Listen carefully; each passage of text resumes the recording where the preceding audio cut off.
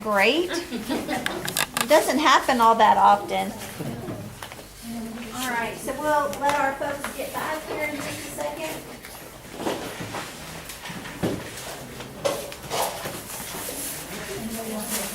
We still have like that cup with the names. Oh, I didn't know about it, I don't think. Wait, what's that? You want the sign sheet? Yeah. Yeah, we can pull it out. Oh, is it full? Yeah, here, I'll get it. I got the trash in the back I gotta take out anyway. Holy smokes. You probably got more bags down there at the bottom. Hey, we'll get it for you. Thanks.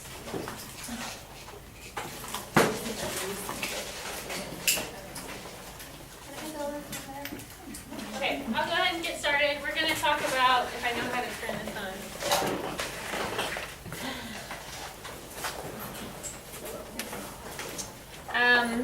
Eliminating bias. So, I've gone through a lot of training, Raise the Power of an Illusion, Knowing Who You Are training. I was on the Model Court Disproportionality Committee in Travis County. We're one of 3 model courts in the nation where we would look at issues in foster care and with the child welfare system and develop policies for the nation. So being on the Disproportionality Committee, we were looking at how to address disproportionality in the system, and most of it has to do with bias of judges, of attorneys, of CASAs, of CPS, foster parents. And so I like talking about this. So bias, I consider it the #1 barrier to permanency for children. And there's a lot of different kinds of bias. I used to have a really, really intricate training, and you could just see y'all's eyes glaze over. So I'm going to try to make it a little more interesting. But it kind of goes, my interest in it goes back to my background in journalism and communication and figuring out accurate information, and that's very much your job. And you have to be aware that everybody has biases, we all do it, it's natural. And so just being aware of it helps in reducing bias anyway. But this is an infographic I found that kind of touches on the biases that we see most often in advocacy through CASA. One is information bias, the tendency to seek information when it does not affect action.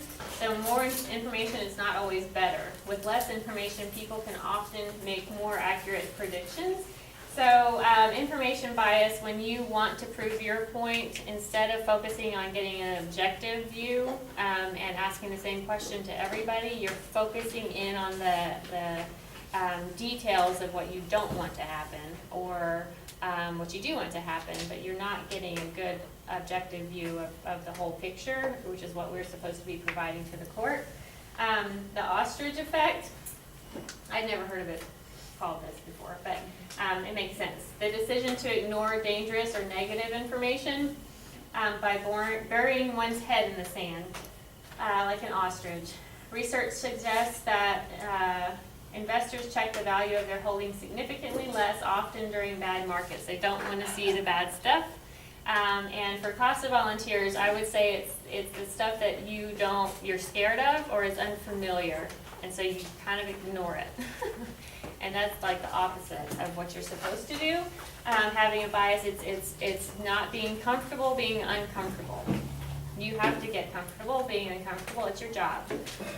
So when you are afraid to talk to that guy who's been accused of molesting a baby, but he's the father, you got to go talk to him. Or you are afraid of a neighborhood. So you're not visiting a relative that has expressed interest in caring for a child. You got to go to that neighborhood, and you have to go look in the home and evaluate it. Your supervisor can go with you, for sure, but ignoring information or sources of information because of it's dangerous or negative, or you're just afraid of it, or you don't like it. That can be a barrier to permanency. I would say one example I have is that we had a case where that same 10-year-old case with the English-speaking kiddo that had said he was, that his application said he was only Spanish-speaking.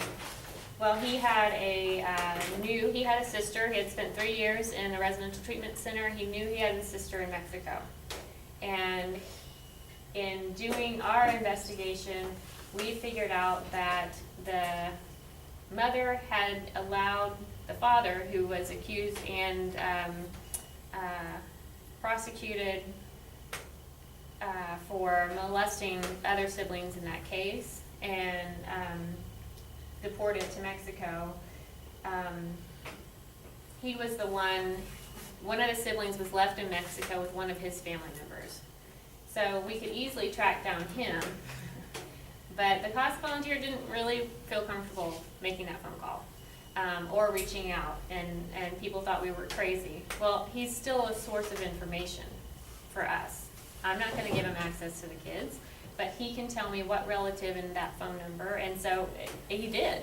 We found him in Mexico, called him, he gave up the information. The sibling was with his mother. Call the mother, verify the kids there, and get the siblings connected via phone. It wasn't the ideal, way to get information, but when people we're not communicating with somebody isn't either agreeing with their actions or who they are. It's gathering a source of information, or gathering information. So we have to do it. May I ask a question? In a situation like that, if you have parents and, one here, one in Mexico, and the one in Mexico has siblings, and so is that an option to have, and the child is a U.S. citizen because he or she was born here, is that an option to have them deported to the other parent? Mm-hmm. Yeah. Okay. So we get the Mexican consulate involved, and we can contact family in Mexico. I've had one case where a child was sent to the other parent in Mexico. Mhm. It's possible. It's complicated, of course, and it's kind of rare. It is rare. What about the other way around? You wanted to bring a child here? That sounds more complicated. We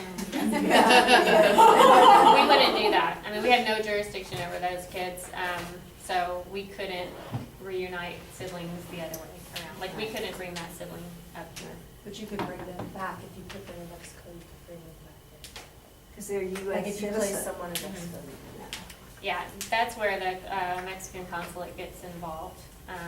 So yeah, it would be complicated, but we've sent a kid on a family visit to Honduras before. It's not in this program, but in Austin. Okay, outcome bias. Judging a decision based on the outcome rather than how exactly the decision was made in the moment. So just because you won a lot in Vegas doesn't mean gambling your money was a smart decision. So in this case, so when you first get a case, and there's been a determination that abuse or neglect happened, and a judge signed off on it, doesn't mean that you can't examine what happened to get to that decision, and it doesn't mean that that decision was inaccurate. So, just because somebody was convicted of something doesn't mean that you can't examine the history behind what happened. I mean, people, ideally, I would love to completely trust the justice system, but if you Google disproportionality, it's not a perfect system. No system is, especially when you involve government. It just doesn't. Making sure you don't make quick judgments about people or situations just based on the outcome, like a conviction or a abuse determination. Okay. It hinders your ability to understand and make a decision about the future if you don't go back and understand what steps happened to follow up to something like that. Hopefully that makes sense. Okay, so disproportionality, this is my longest, biggest slide, so I'm just going to go, have we talked much about disproportionality in training yet? No, okay. So disproportionality means a particular race or cultural group is represented in a program or system. This has been documented nationwide for decades in various programs and systems. Disparity in the condition of being unequal and refers to, disparity is the condition of being unequal and refers to the difference in outcomes and conditions that exist among specific groups as compared to other groups due to unequal treatment or services. These include child protective services, special education services, juvenile justice, criminal justice, and healthcare.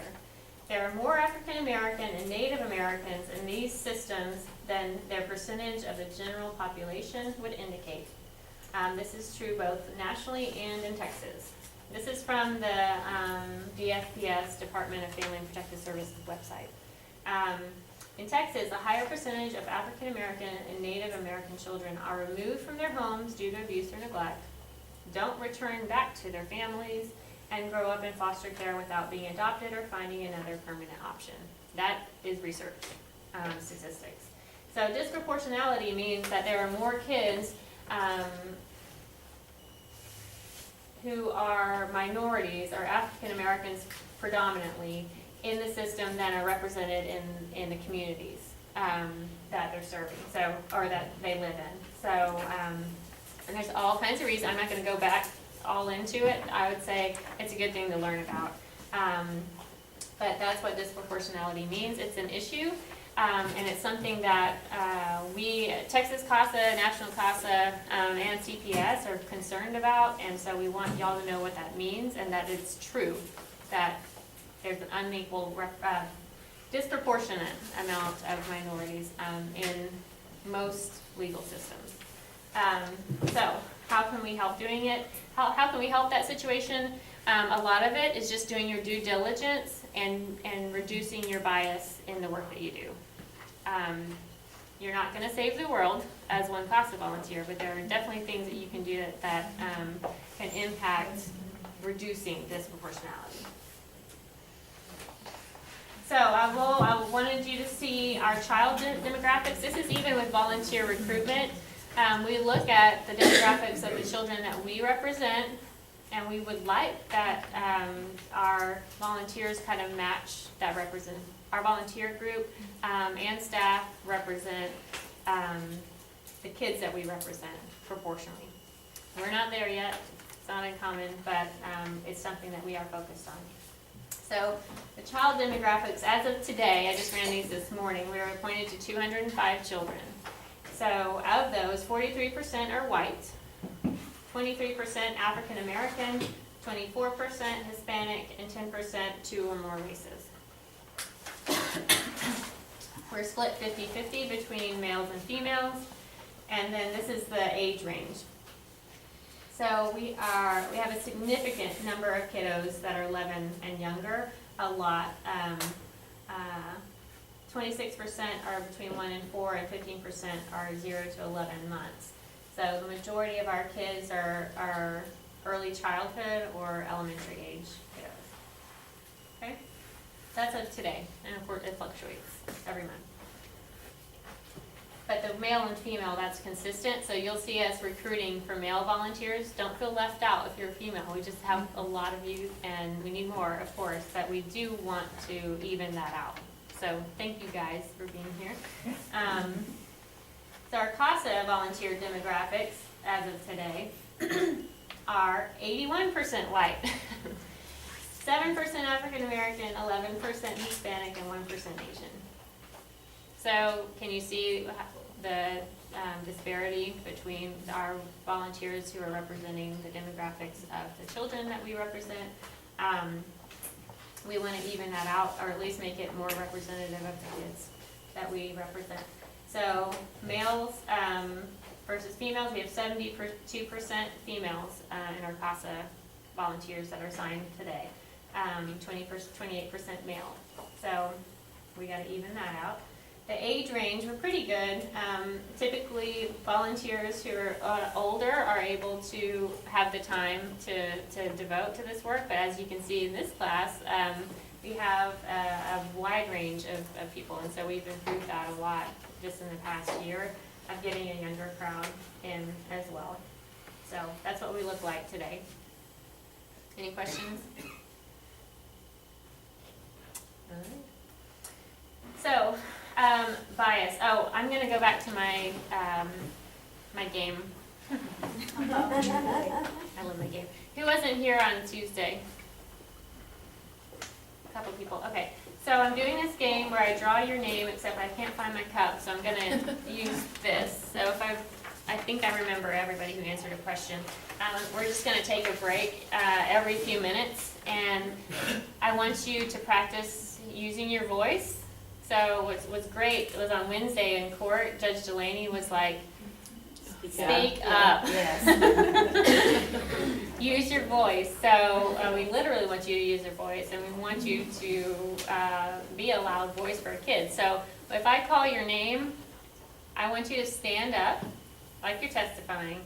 Say your name so everybody can hear you, so clearly. Judge Delaney can't hear very well, and it's hard. Y'all just said it's hard to hear. In the court system, they need you like this. I'm usually a very soft-spoken person. It's a skill you have to practice to be articulate, prepared, and loud. The louder you are, the more people will listen. So I would like you to stand up, and when I call your name, I'm going to try to be random. I am going to be random. Say your name and say that you are a court-appointed special advocate. All right? And then I'm going to ask you a question, and you're going to answer it. I don't know what question I'm going to ask you. And then you're going to ask me a question. And it can be, I'm going to ask you a question, and then I'm going to ask you a follow-up question based on your answer to the question. Okay? And then you're going to do the same thing with me. It can be, you can ask whatever you want to ask me, I don't care. And then I want you to come up with a follow-up question for me, okay? So we gotta go fast, but, okay, I don't think, so if you did it last time and I call your name, it's just because I'm tired. Don't take offense. So, okay, Ella? My name is Ella Johnson. I'm a court-appointed special advocate. Thank you. What can you tell me about the first house you lived in, or home you lived in? Your earliest memory of the physical house. The first house I lived in, I'm from Michigan, so I had a really big yard. There's lots of trees. My uncle built like a fort in the backyard for me, so I don't know how up to standards it was, but it was fun. Okay. What's your uncle's name and where does he live now? Lucas Johnson, and he still lives in Traverse City, Michigan. Okay, my question for you, if you could live in any city besides Texas, or outside of Texas, where would it be? Outside of Texas. Someplace that you travel to?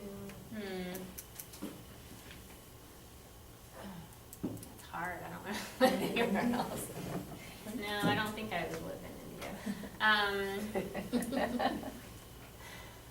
I still really like the South, I think. I think maybe New Orleans or Atlanta. Okay, and you said you like the South. No, Michigan. What is, what draws you to the South? Is it the weather? I think kind of the grit, really. There's this properness that you kind of learn, but also a grit, hardworking, okay, can deal with a lot of things, but know how to manage kind of thing. I just like it. I don't find it. I haven't been up north very much, but New York City's got a lot of grit. It's in there, but the balance, I know it's not, I'm not gonna be too biased, but, that's what I like about it. Yeah, getting your hands dirty, but knowing how to act. Okay, thanks.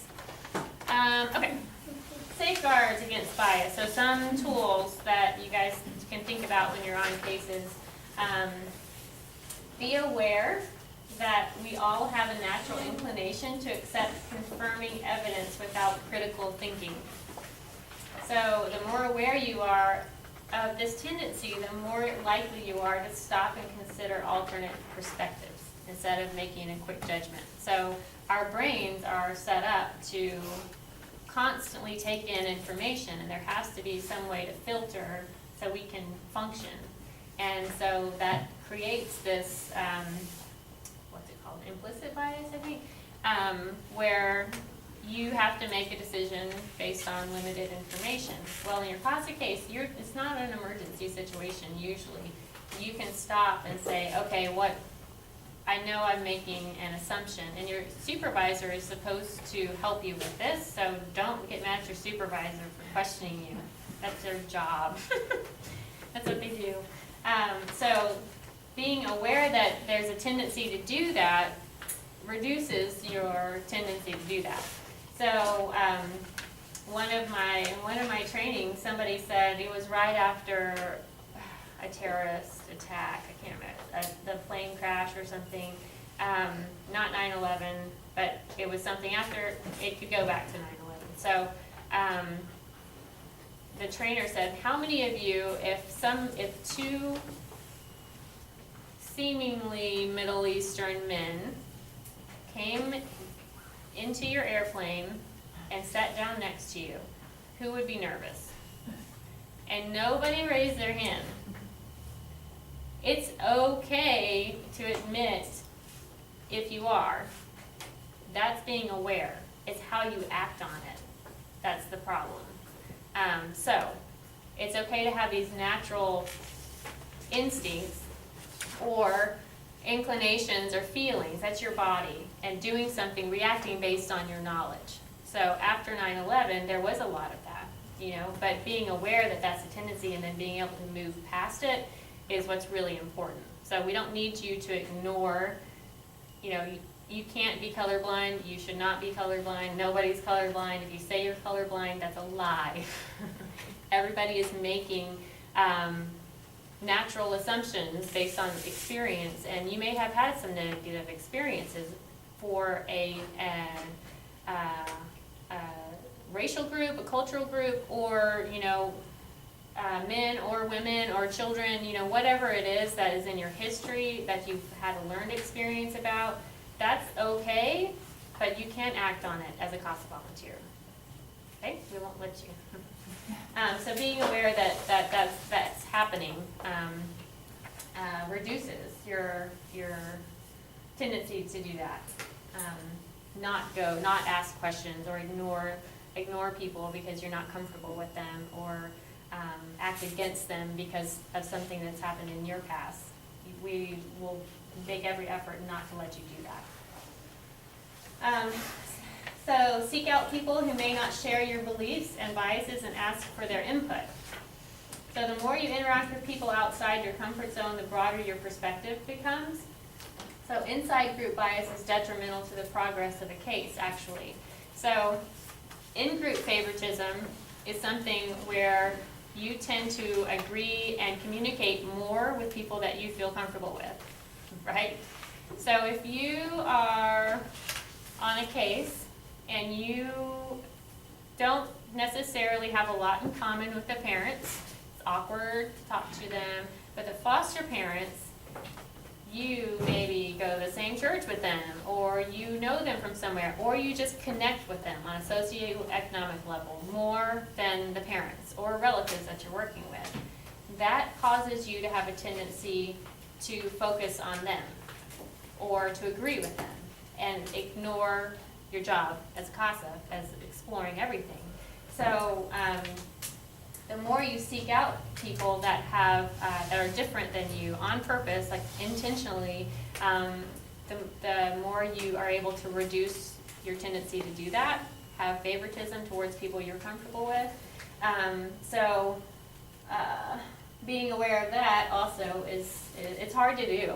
I mean, it's kind of exhausting sometimes, but especially in your CASA work, making sure that you're reaching out and being intentional about talking to every attorney on a case, even though you get along with a certain attorney better, You still gotta talk to everybody and be even, in your cost of work. So, a good example I have, that I admire a lot about my grandmother, who I was really close with, she would find something, like anywhere we were, in a grocery store line or whatever, she would be so aware of people, she would pick out something that she could say about somebody's, it's usually their outfit or their hair or jewelry or something, or a smile or eyes. She would compliment everybody. If you were in like within a 5-foot radius, she would find something to say nice about you, and that was being intentional to make people feel good or better. But you have to be aware of other people, you have to pay attention and be intentional about opening your mouth and communicating with strangers sometimes. It doesn't hurt to give a compliment, you know. So that helps practice reaching out. Okay.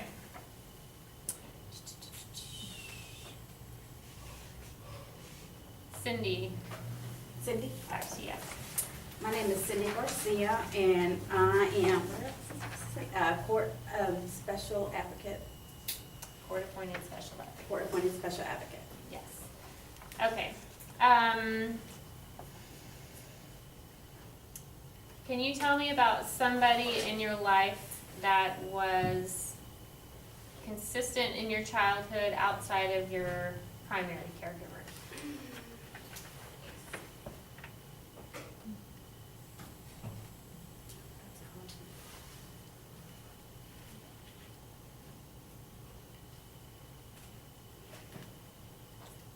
Don't talk to any of my relatives, so no. Really? No, I don't talk to any from my mom or dad's side, so, yeah. Who raised you? My parents. Okay. And outside of your parents, were you connected to anybody else? Not relatives or was I there had a best anybody? friend growing up. Yeah. And we still talk to each other. Okay. Did you know that best friend's parents? Yes. Okay. So they were around the majority of your childhood? Probably, we became best friends like around 5th or 6th grade, so Okay. I would say yeah. But on that, Yeah. okay. All right. So, what was your best friend's name? It's Paloma. It is still Yes. Paloma. Great. Where does she live? She lives in Buffalo. Okay. Nice. All right. What question do you have for me? I was gonna ask you, do you have a good support system? You do. I do. I have my grandparents live here still. I've become kind of their support system, but I have a couple of good friends. My parents are in Austin, and I have a great aunt that I'm really close to, and so I think yes. I have a small group. I'm fairly introverted, actually. So I have a small group of people, friends-wise, but family I have a lot of. And that was gonna be my follow-up question, who's your support system? Yeah, I would say my mom just got back from India, so she's a professor. She's been gone a month, which is bad timing for summer and grandchildren. So she's back, and I'm driving my kids to Austin on Sunday, tomorrow, for them to spend some time, so I can get some relief. Yeah. Thank you. Okay, so moving on. Anybody have any questions or comments about seeking out people that you may not have a lot in common with? Alright. So, another big thing in cases, fathers matter a lot. So, every parent has equal rights in a CPS case. Fathers must be contacted and explored, including paternal family members. So, this goes with bias, because there's a big bias against fathers, but we are like perpetuating the problem when we don't include them in a CPS case, okay? So, if you get a case and then kids are removed from mom and mom's boyfriend maybe, or just mom, or mom's girlfriend, there has to be a dad out there somewhere. I mean, there's gotta be a father. So, figuring out who the fathers are, if it's not evident, is important. And then if we know who the fathers are, which usually we do, seeking them out and speaking with them. Sometimes they're involved, sometimes they're not. Sometimes they have no knowledge of the situation. Sometimes they haven't. So that's that making a judgment based on what's already happened is something you can't do with fathers, because this is a good opportunity for them to redeem themselves if they haven't been engaged before, because legally they have to. All fathers will be appointed an attorney and given an opportunity to have the same opportunity to have custody of their children, because it's their right. So we have to explore it, but it's good also, because it builds a support system. It gives us information that we need, especially if it doesn't work out with mom or mom's family. I'll say one funny story I tell about my own brother. He doesn't have children that we know about, but it's possible. So my brother's a year older than I am, and he's not married yet, so he's 38, soon to be 39. And he is very much a bachelor. He's an art director of an ad firm in Dallas. He's all over the place, traveling all over the world. He's in St. Martin right now. He goes to Las Vegas. I mean, he has a lot of fun. My sons love to go see Uncle Peter. Anyway, wouldn't be totally shocked if I got a phone call from Nevada saying, there's this child, we believe, your brother is the father. So they may look into, my brother doesn't have a criminal background or anything, but I don't think he would jump at the opportunity to be a parent to a child. He may surprise me. I mean, we are the same blood, so he may surprise me. But, so if they looked at him or contacted him and he wasn't interested in being involved, the state says you still have an obligation to call the paternal family.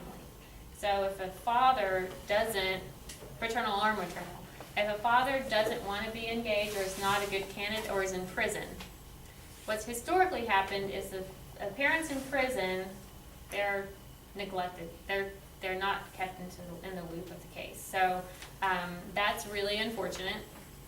What the expectation is with CASA, and that this has evolved, if a parent's incarcerated, you're going to go visit them in jail. With your supervisor, if you don't feel comfortable. You can write letters to prison, especially federal prison. You can do email now, and you can set up video calls. People in prison have a lot of time on their hands, and they like to talk.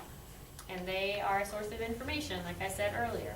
So if they're in prison, if they are across the country, we have databases that will let us figure out their cell phone number, really, or their grandmothers or aunts or whoever. We can find these people. So the expectation is that you make an effort to contact every parent and their family members. If it's the tendency is to only work with the parent that the child was removed from, and that has bitten us in the butt so many times. So many times when that parent doesn't get it together and we have not explored the other parents who have rights, it can be traumatizing for a child because we have to deal with those rights. The court does. So we can build support. I'll always say if people didn't do that with my brother, if my brother went to a court hearing and said, I'm not interested, and they didn't make an effort, they wouldn't have found the executive director of a CASA program, who's also a certified foster parent and a parent, and would be more than willing to take any kid who needed one, who needed a caregiver. They wouldn't have found me. So don't make assumptions about parents and their families without doing your due diligence to explore the situation. Yeah. So I have a question. If we are the ones to find the dad, are we allowed to tell him what's going on in the case, or do we direct the father to CPS? Do we tell, what's... All of it. All of it. So in calling a relative, and this is something when you get to that we'll go, there's some simple rules. When you're calling, cold calling, you can say, my name is so-and-so, I am a CASA volunteer for a child who is, you can say their age and gender, and you can say, I believe the parent of this child is so-and-so, can you confirm if you are that person, and can you confirm who the children are? And so it may be that they don't know that they have a child, they can confirm that they do. If they say the name, you can confirm it, and then you can use the name. You cannot give out the name, you cannot give out the whereabouts, the foster home, anything like that. All of that's confidential, and you cannot talk about the reason they came into care, but you can verify that the children are in CPS custody, but nothing else. And Samantha had a question. Oh, if you weren't finished, I'm sorry. That's okay. But we definitely want to notify all the parties. Sometimes we're finding that the dads that the DA's office can't serve. It's happened so many times. I assume this is less frequent, but you made a comment earlier to be inclusive that it may be mom has a girlfriend. Mhm. Well, obviously that girlfriend and her family don't have any legal right to that child, but is it our role as well to explore those options? Yeah. I mean, you want to know any partner of a parent, you want to get to know. And if the child has an attachment or relationship, it's even more important, and it's possible. Like if they have a family member willing, CPS will totally look at them, so we should be too. That's like fictive kin. Yeah. Sounds like. Yeah, fictive kin. Yeah, CPS does not discriminate against sexual orientation or immigration status, actually. So if they're looking at them, we have to. I don't care what your beliefs are. So even if they might be deported, we would still be looking at Yes. Hot topic. I actually thought about talking about that. Maybe we can have a happy hour. Talk about separation of families. I decided I wasn't gonna go there, but I'm happy to in another time. So, and typically it's fathers, that's just what happens. But it may be the case that happens to mothers too. Understanding if there are other children is really important as well. So if you are talking to a mom or dad, a good question to ask is, do you have other children? Because those children have a right to know their siblings, and those parents have a right to be placement. So that's a real good way to find a placement, because these days a lot of people have, interesting family dynamics. They have older kids, do you have adult children? But asking that question, because don't assume that the kids in this case are the only kids out there. But if the siblings or whatever, if the one is 18 and the other one's like 5, does that 18-year-old have the right to try to adopt, or like how old do they have to be? They have a right definitely to be notified, and they can be considered. It's rare that they actually place, but it has happened. So, in one of the cases in Brazos court, there was a family where she wanted her child to go with the foster family that adopted her previous children, as opposed to going with the father's family. Is that something that happens often? Yeah, I heard about that. Yeah, that was really crazy. Lots of drama with that, but. Yeah, man. that's And I think the complicated. judge actually granted the foster family to have.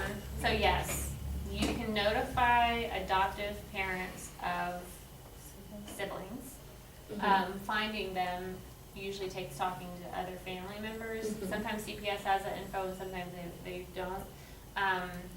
But yes, they definitely have the right. Also, if a parent, I'm trying to make sure I get this right. So if a child is adopted, the adoptive family also has the right to be notified. So that's a legal parent-child situation. If foster families or foster parents do what's called refusal to accept parental responsibility, if they give up a child they've adopted to CPS, which unfortunately happens, not a lot, but common,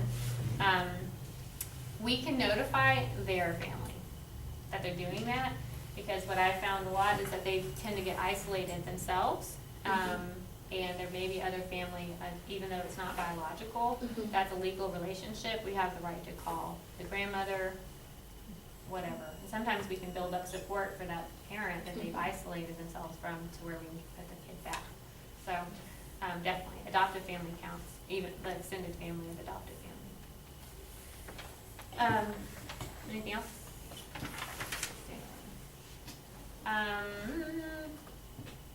Sandra, sorry.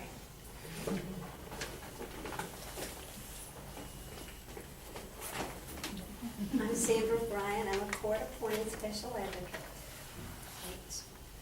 Can you tell me about an object that you still have today that you had from your childhood? I actually have some dresses that I wore when I was in high school. Okay. So, yeah. They're loose, so they still fit. Okay, great. Where did you get, who bought those for you? I probably just went and bought them myself. Yeah. Yeah. What was your favorite place to shop? And actually, I still have my guitar that- from my childhood, and my first job was entertaining at children's birthday parties. Oh, cool. You still entertain? No. Sing us a song. Okay, great. So what question do you have for me? Did your son get the internet working? Yes. Good. Yeah. He did it by himself. No, he didn't actually. We did. You did it together. Mhm. Okay, so was that a good project to do together? Yeah, we talked about modems and And routers? routers and plugging and unplugging. So now yeah. Thank you. I will say in your work, those items, so the dresses that you're talking about, maybe somebody would see them, not know the story behind them and say, oh, these are old dresses, they're not worth anything, right? Maybe they're fabulous. Still cute. Maybe Maybe I they're should, fabulous dresses. maybe I should wear one Monday. Yeah. But those kind of objects, what you value, just like the mac and cheese example I gave the other day,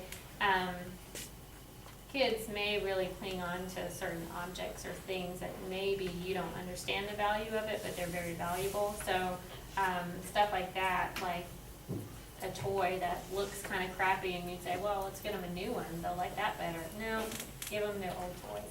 You know, they value that kind of stuff. And usually there's stuff like that that they have or would be a good reminder of what they have to connect them to what made them feel safe. Okay. Seek out people who may not share your beliefs and biases and ask for their input. The more you interact, am I going backwards? Yeah, go back. We didn't do the connect, yeah, we didn't do that one. Okay. Connect with the child's community. So look to the past for support. Explore historical relationships. Explore the support system of every parent and caregiver.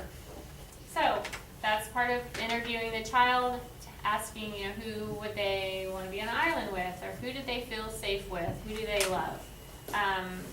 It stays on the positive, like don't say who traumatized you or who you not feel safe with. Speak to the positive when you're talking about a child. And figure out those connections, the historical connections. Because those are the people you have every right to reach out to. You won't tell them what's going on or where the parents are in their services, the drug testing and all that. You will look to those people to get engaged to support the child. And figuring that out helps you plan for the future. So even doing it with the parents, I think it's really important to do it with any adoptive placement as well. So those adoptive parents, they're not isolated. And if they are, they're not a good option. So adoptive parents need a good network. So when you're exploring adoptive parents, it's really good to say, well, what's the fallback plan? You're supposed to have one. I didn't go through with an adoption because my family said, you're a saint for wanting to do that, but we're not on your plan to take any child that you adopt. We didn't sign up for that. And that was them having good boundaries, and so I couldn't do it. But I would say when you're exploring options for relatives or adoptive placements or parents for children to go to, you need to understand what their schedule looks like, what their work schedule looks like. It sounded like in court, the uncle had something, like he was off 3 days, I'm getting confused, but like understanding their schedule and the logistics of the day-to-day care of children is really important, and a support system, the fallback plan, so the kids don't come back into care if you get hit by a bus or Go to Europe. go to Europe for 3 weeks or whatever. They need a support system, but also it's good information to have about what connects the child and how we can get them connected through phone calls, pictures of family members. We've done, maybe someday you'll know, my friend Judith, who's done a lot of family finding stuff. She's an expert at finding pictures of families and putting together, she used to put together life book, photo albums, so kids just having a picture of what they're familiar with, even if the person's in prison, you know, or they used to not be, but they're connected. You know, we can't do visits in prison and all that.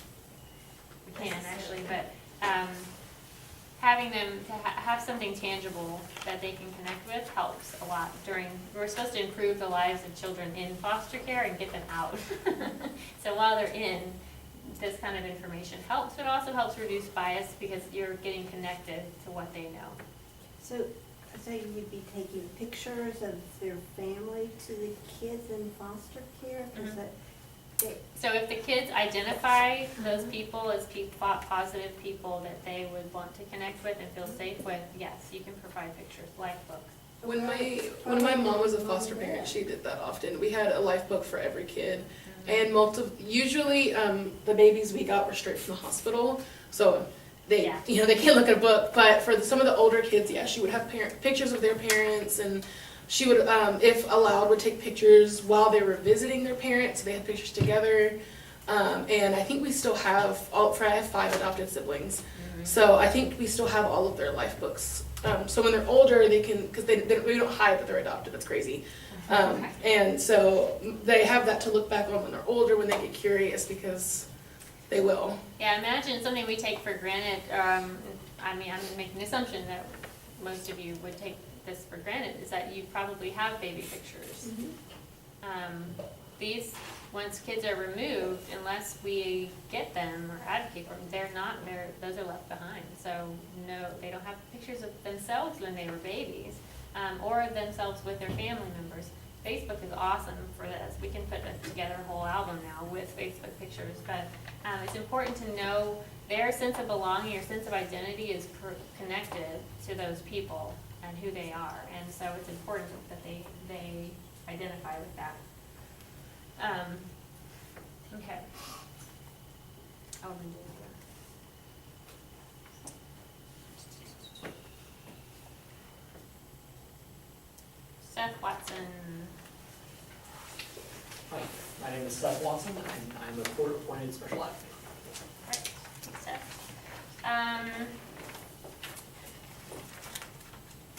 Who named you and where did they get the name?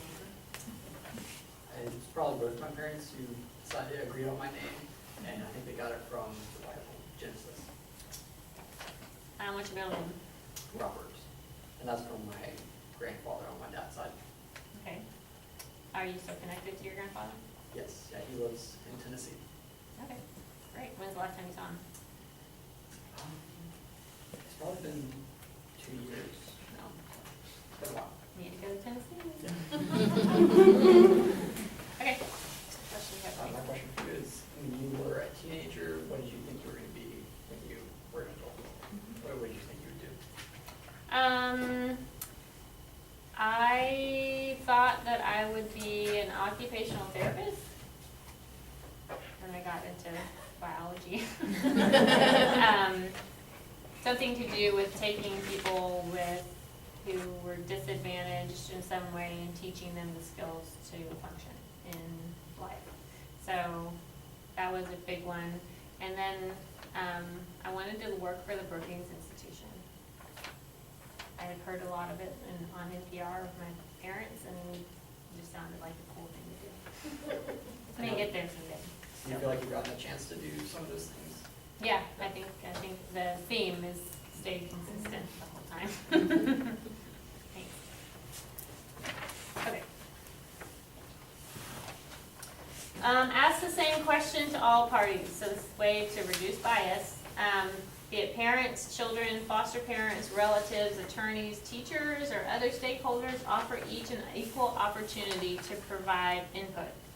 So if you ask children, you have a bunch of siblings, don't just ask one that's more comfortable talking all the questions. Try to be even, because they all have a different perspective and a different voice, and you need to give them that voice. And you'll get a good array of information from talking to each child and asking them the same question. That's best practices in interviewing for jobs. You have to ask every applicant the same question. That's fair. It's important. And so even with attorneys, don't just ask the ones that you like or get along with. Give the other ones the opportunity to, if they don't call you back, send it an email. At least you can say that you gave everybody equal opportunity to answer your questions. Whether they do or not, that's their job. That's their responsibility. But you don't want to get on the stand at a trial to testify and appear biased because you didn't do your due diligence in asking the same question to everybody. And that goes along with parents too. You didn't give my client a chance. As guardian ad litem to gather information. You didn't ask. You asked a lot of questions of the one parent but not of the other. So your credibility goes out the window. How can you determine what's in the best interest of a human being's life if you weren't objective in gathering your information to make that recommendation? So that's really important, and it will reduce the bias of your investigation. Asking the same questions. But this also speaks to being prepared and having, what you want to know. That list of questions that we gave out, it's really useful if you use it. And making sure you ask each parent the same thing. Even kids, when you don't have to ask a question for parents, you can say, tell me about your mother. That's not a leading question. It's not a positive or negative question. You really want to know, tell me about your mother. Well, tell me about your father. And then verify if they say, I don't know my father, I don't know anything.